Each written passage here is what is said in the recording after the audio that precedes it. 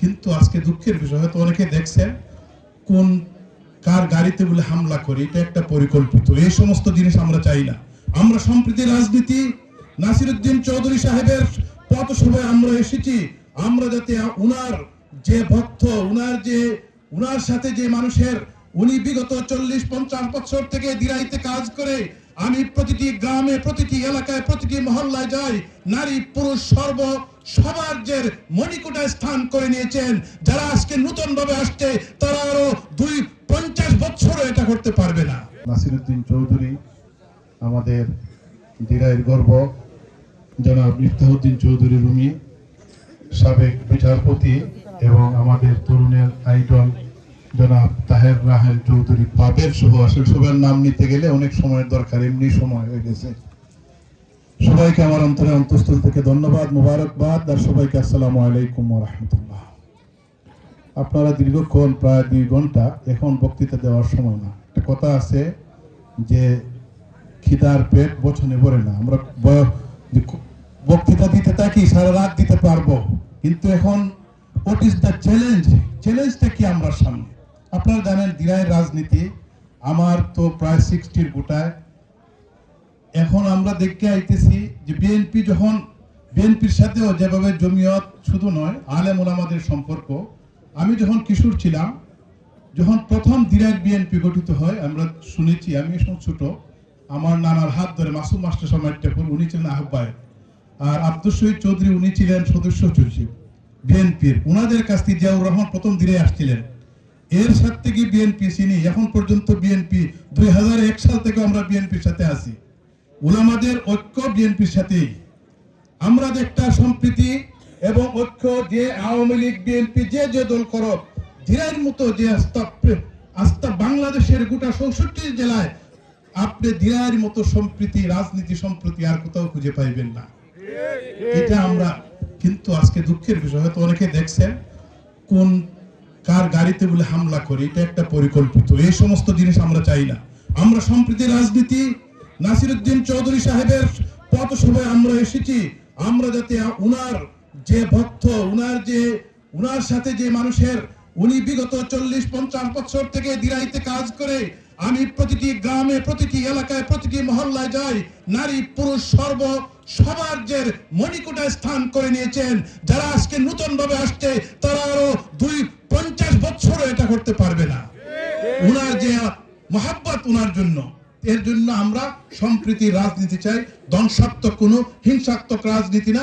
এটা আমাদের জাতীয় দল বিএনপি সহ আমাদের জমিয়তে উলামা ইসলাম, এর জন্য আমরা ঐক্যবদ্ধভাবে বাংলাদেশকে নতুন ভাবে সাজানোর জন্য আজকে উঠান বৈঠক। আমি যেভাবে দিরাইতে দেখতেছি, যেভাবে সাল্লাতে দেখতেছি, আমার নেতৃবৃন্দ আজকে দিরাই থেকে দনকদিপুর, জগদল, পুরা কুলন ইউনিয়ন ঘুরে বলতেছে, আমরা যেখানে যাই শুধু দানের শীষ, দানের শীষ, দানের শীষ। অটোমেটিক্যালি কি বলে সবাই? দানের শীষ, দানের শীষ। এর জন্য আমাদেরকে এখন ঐক্যবদ্ধভাবে আজকে যে যত স্লোগান দেয়, যে যত উড়াল সেতুর প্রলোভন আমাদেরকে দেখায়, হঠাৎ করে আইসেহারি, এগুলা পরিকল্পিত। স্বপ্নে অনেক কিছু দেখা যায়, বাস্তবিক নিয়ে হাসে। স্বপ্নে দেখতেছে যে সব সময় দলান কুঠার মধ্যে উঠা ঘুমাইতেছে রাজা সিংহাসন হইয়া, এগুলো দেখা যায়, কিন্তু বাস্তবে নাই। বাস্তবে তা প্রমাণ করে দেখিয়েছেন জনাব নাসিরউদ্দিন চৌধুরী। মানুষকে বলেছেন, তোমরা ঘুমাও, আমি পাহারা দিব। তোমরা প্রত্যেকটি এলাকাতে, এইকে কি আমরা ভুলে যাই? আজকেও সেই নাসিরউদ্দিন চৌধুরীর কথাও প্রত্যেকে স্মরণ করে এবং আবাল বৃদ্ধ বনিতাও বলতে থাকে, আমাদের সেই নাসিরউদ্দিন চৌধুরী, আমরা যখন চোর ডাকাতের উপদ্রব ছিল তখন নাসিরউদ্দিন চৌধুরী এসে আমাদেরকে পাহারা দিয়েছেন। এটা মানুষে আর কখনো ভুলতে পারবে না। আর আমি হঠাৎ করে আইসা, আমি হঠাৎ আসলাম, আমি উড়াল সেতুর স্বপ্ন দেখাইলাম, এইটা দিলাম, সেইটা দিলাম, 600 কোটি টাকার প্রলোভন দেখাইলাম, এটা বুয়া ছাড়া আর কিছু হতে পারে না। এই সমস্ত প্রলোভনের মাধ্যমে মানুষ কখনো, আমাদের প্রয়াত সুরঞ্জিত সেনগুপ্ত, উনি যতটুকু করছে, কিন্তু সম্প্রীতি রাজনীতি রাইকা গেছে, উনি যতটুকু করছে। আমি একদিন বললাম যে দাদা, আপনি ইচ্ছা হলে তো অনেক কিছু করতে পারবেন। বলতেছে, আমার সাধ্য অনুযায়ী আমি যতটুকু করতে পারতেছি, এর বেশি তো আমি পারবো না। নাসিরউদ্দিন চৌধুরী আগামীতে আমরা বলতে চাই, আপনারা ভোট দিবেন, নাসিরউদ্দিন চৌধুরী এমপি হবেন। নাসিরউদ্দিন চৌধুরীর আপনার চতুর্দিকে যে দেখতেছেন, এরা সত্যিকার অর্থে যে উন্নয়নের জন্য তারেক সাহেব বলেছে যে নাসিরউদ্দিন চৌধুরী ভোট দিয়ে আপনারা পাশ করিয়ে দেন, দিরা ইনশাআল্লাহ উন্নয়নের কাজ আমি নিজ হাতে নেব। এটা কি আপনারা শুনছেন না? এইটা হলো গিয়া যে আগামীতে যে আমরা এই যে সংসদ নির্বাচন আসছে 12 তারিখ, এই 12 তারিখে আমাদের জন্য চ্যালেঞ্জ হলো, আমরা তো কেন পুরুষরা সবাই আসছে, মা বোনরা বসে আছে, বাংলাদেশের অর্ধেক হলো নারী, অর্ধেক হলো আমার মা বোনেরা। আপনি তাদেরকেও বলতে হবে যাতে ফজরের পরে তাহাজ্জুদের নামাজ পড়ে তারা যেন লাইনে দাঁড়ায় ভোট দেওয়ার জন্য। অনেক ভাবে তারা পরিকল্পনা করতেছে কিভাবে ভোটকে বানচাল করা যায়, কিভাবে ভোট না হয়, এইভাবে না দেখতেছে তারা ক্ষমতায় আসার কোন ধরনের আশা নাই। এর জন্য নানান পরিকল্পনা, নানান ভাবে তারা চক্রান্ত করতেছে।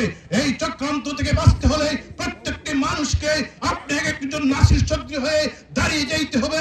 এটা আমার ভোট, আমি দিব, সুষ্ঠু ভোট আমরা সবাইকে আমি দিব, যার ভোট আমি পছন্দ।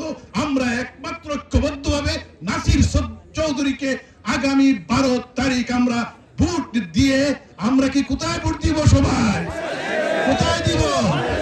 সবার উৎসে উসুর ধানের শীত। এটা বললে চলবে না, এটা ঘরে বাহিরে গ্রামে গঞ্জে হাট বাজারে যদি আপনারা সুর তুলতে পারেন, দেখবেন ও আর যেটা আছে ওইটার কোনো পাত্রই পাইব।